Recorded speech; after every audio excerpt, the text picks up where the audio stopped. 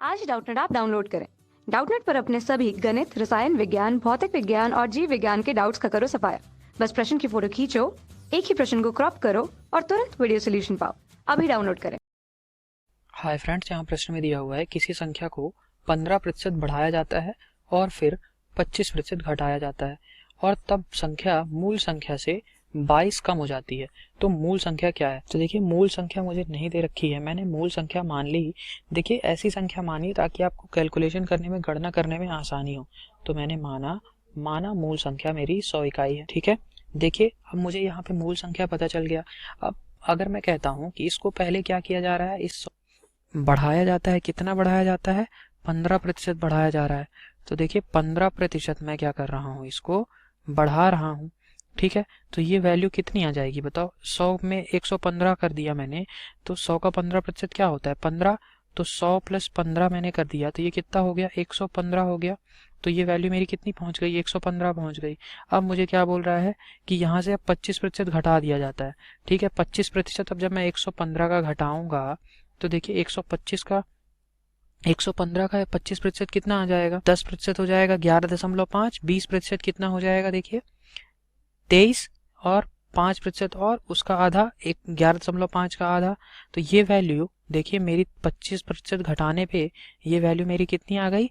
86.25। ठीक है, यानी कि ये मेरा कितना बचा? 86.25 बचा।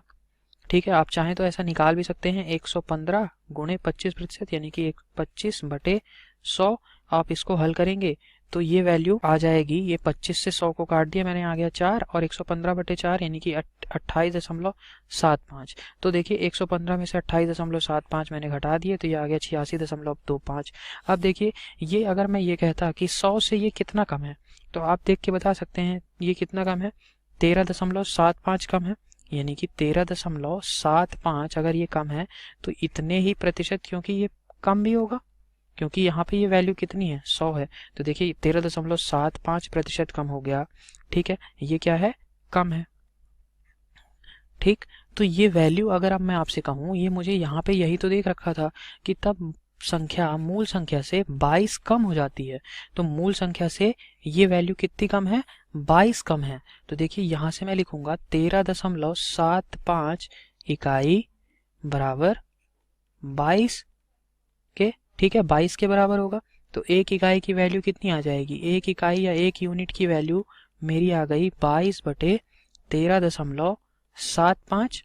ठीक है, तो अब मुझे क्या बोल रखा है यहाँ पे प्रश्न में कि मूल संख्या ज्ञात करो। मूल संख्या मेरी 100 इकाई मैंने मान रखी है, तो 100 इकाई के लिए मैं वैल्यू निकाल लूँ तो मुझे मूल संख्या मिल जाएगी।